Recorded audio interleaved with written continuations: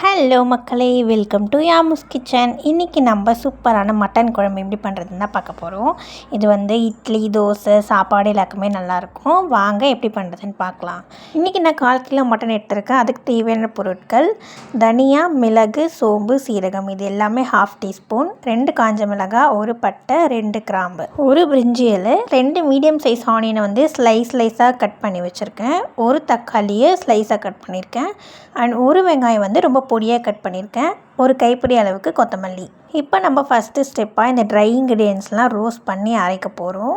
ஒரு கடாய் வச்சு கடாய் நல்லா சூடானதும் நம்ம எடுத்து வச்சுருக்க பொருட்கள் எல்லாம் லோ ஃப்ளேம்லேயே ஒரு 2 மினிட்ஸ் நல்லா வறுத்து ஒரு மிக்ஸி ஜாரில் மாற்றிடுங்க.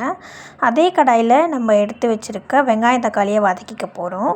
1 டீஸ்பூன் ஆயில் விட்டு நம்ம நீளமாக நறுக்கி வச்சுருக்க வெங்காயத்தை சேர்த்து நல்லா வதக்குங்க.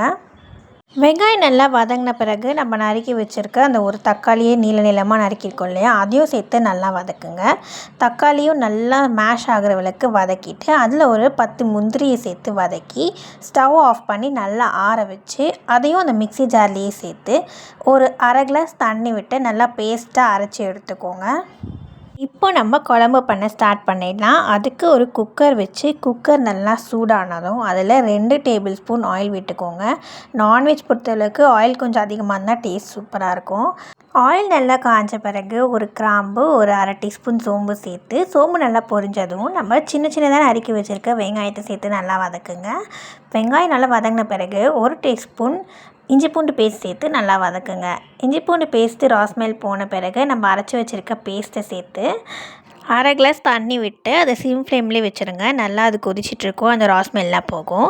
இதுக்கு தேவையான மசாலா பொருட்கள்: 1/2 டீஸ்பூன் மஞ்சள் பொடி, 1 teaspoon red chilli powder, 1 teaspoon தனியா பொடி, 1/2 டீஸ்பூன் கரம் மசாலா, 1/2 டீஸ்பூன் கறி மசாலா. என்கிட்ட சிக்கன் மசாலா இருந்துச்சு, அதையும் 1 டீஸ்பூன் போட்டுக்கிட்டேன். அது வந்து ஆப்ஷனல் தான். மட்டன் மசாலா இருந்தால் அதை சேர்த்துக்கோங்க, சூப்பராக இருக்கும். இப்போ இந்த மசாலா எல்லாம் சேர்த்து நல்லா ராஸ்மெல் போகிற அளவுக்கு கொதிக்க விடுங்க. தண்ணி வேணால் 1/2 கிளாஸ் சேர்த்துக்கோங்க, அதுக்கு மேலே சேர்க்காதீங்க. ஏன்னா மட்டன் சேர்க்கும் போது தண்ணி வரும், ஸோ ரொம்ப தண்ணி ஆகிட போகுது. அது நல்லா ராஸ்மெல் போன பிறகு நம்ம 1/4 கிலோ மட்டன் இருக்கு இல்லையா, அதை நல்லா மஞ்சள் பொடி போட்டு வாஷ் பண்ணி வச்சுருக்கேன். அதையும் நம்ம அந்த குழம்புல சேர்த்து நல்லா கொதி வரும்போது ஒரு 1/2 டீஸ்பூன் பெப்பர் சேர்த்துக்கோங்க. லாஸ்ட்டாக நம்ம குக்கர் மூடுறதுக்கு முன்னாடி 2 டீஸ்பூன் உப்பு சேர்த்துக்கோங்க. நல்லா கொதி வரும்போது அந்த குழம்பு வந்து நம்ம மூடி வச்சு கரெக்டாக 8லேருந்து 9 விசில் நான் வச்சேன் என்னோடய குக்கருக்கு. உங்களோட குக்கருக்கு ஏற்ற மாதிரி நீங்கள் விசில் வச்சுக்கோங்க. இப்போது நான் 9 விசிலுக்கு அப்புறம் குக்கர் திறந்து பார்க்கும்போது குழம்பு இப்படி தான் சூப்பராக இருந்தது. வாசனையே பயங்கரமாக இருந்தது. லாஸ்ட்டாக நம்ம நறுக்கி வச்சுருக்க கொத்தமல்லி தழையை சேர்த்து இறக்கிடுங்க. இதுதான் நம்ம இட்லி, தோசை, சாப்பாடு எல்லாத்துக்குமே சூப்பராக இருக்கும் இந்த மட்டன் குழம்பு. கண்டிப்பாக ட்ரை பண்ணி பாருங்கள்.